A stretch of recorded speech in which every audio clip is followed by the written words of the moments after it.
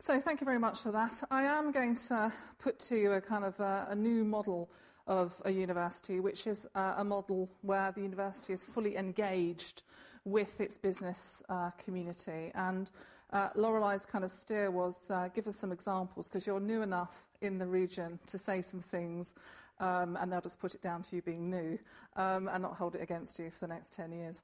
So I will bring in some examples from my previous university and other universities that I've worked with or had involvement with. So this is a quote that was only out this month about kind of testing what is the role of the modern university in the 21st century. What is our role? And I think we will begin to look at this and think about the journey. And I'm going to give you examples about that engaging of the higher education offer and integrating that within the business offer and coming out of those ivory towers and becoming much more participative, much more permeable with the rest of the economy.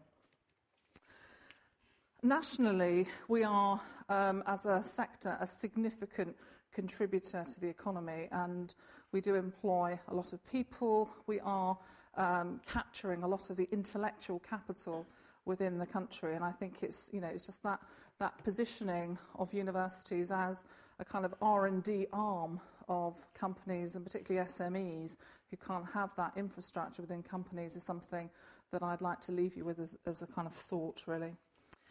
The University of Plymouth, I've been there for just about 11 months now. We've set out our stall to be the enterprise university. We've had lots of discussions within the university about whether we should become an enterprise university, and the discussion has been, well, that's simply not ambitious enough for us. And I will try and give you some examples about what that now means as a new paradigm within the sector. Plymouth is, those of you in the southwest who lost the most enterprising city in the region competition will know, Plymouth is the most enterprising city in the southwest, so pity on the rest, really. But Plymouth is the most enterprising city in the whole of the southwest, and I think it's fitting that in the city which is marked as the spirit of discovery, that the university adopts an enterprise mission and builds on the heritage of its polytechnic status, and it moves now to become much more outward-facing within its community and much more engaged with business. So not just facing businesses, but integrated with and engaged with businesses. So that's our direction. If we look at what does this mean, it very much means being respectful of the heritage of the institution, our strengths in teaching, learning and research. Critically, and it's something I'll revisit, it's about the mindset, the can-do attitude, a sense of confidence. And that mindset of being open, being innovative, being creative is very much the case for both students and for staff, and that mindset is critical to success. Being open to new opportunities, having a sense of confidence about the ability to turn ideas into reality, into economic products, into products that enhance both the economy and sort of lifestyle and well-being.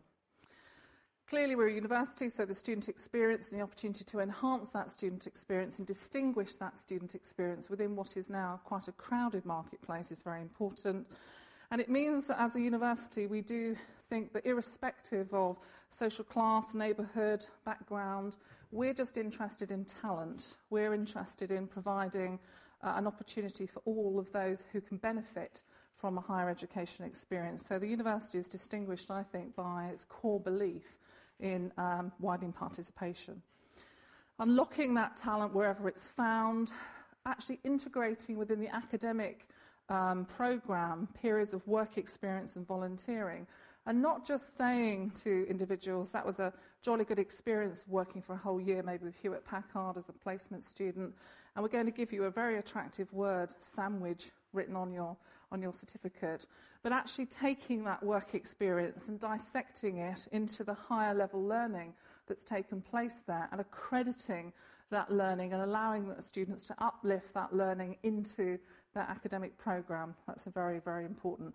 Critically for us, it is about supporting entrepreneurship, and we can have a discussion, I'm sure, about nature, nurture on entrepreneurship, but it is about encouraging that and supporting that across all of our programmes. And for me, the solution as we move forward is all about partnerships. It's about partnering with the NHS, it's about partnering with the local council, with the regional development agency, with businesses, small, medium, large and micro. So the partnership model of universities in this outward-facing, engaged activity is the key, I think, to success. So innovation and creativity define us. Within Plymouth, we have a city development company who is charged with a step change for, or triggering the step change for the transformation of the city within the region. And it sees the university right at the heart of that transformational agenda, very much in partnership and, putting Plymouth really on the map for 2020 as a vibrant waterside city, a world-class, a global player in key sectors. So all this university business stuff that everyone's wittering about, is it just because money for teaching, is getting slightly trickier? Getting money from research councils and the RAE is trickier. This third stream stuff coming in, is that why we're doing it? My response to that is absolutely not. If you look at the heritage of Plymouth, we've been doing that for a very long time. I think lots of universities have been working very actively with businesses. And we do it because it does enhance our student experience. It does distinguish our students in the marketplace. It does make them much more employable. And what we want for the university is the idea that when you see BA Plym or BSc Plym, that you understand, in the same way that you understand Cantab, you understand that that name in those brackets after those academic letters actually unpacks to mean something quite special about those students. And when you're recruiting and you see that in brackets, that BA Plym or that LLB Plym or BSc Plym, you know that that unpacks to be something quite special and you're going to pull that in the pile and want to talk to that person. We collaborate because it builds on our staff expertise in terms of sharing that with others, bringing back knowledge. All of those activities really builds the credibility of those academic staff in particular, but also professional administrative staff too. And it distinguishes our academic offer.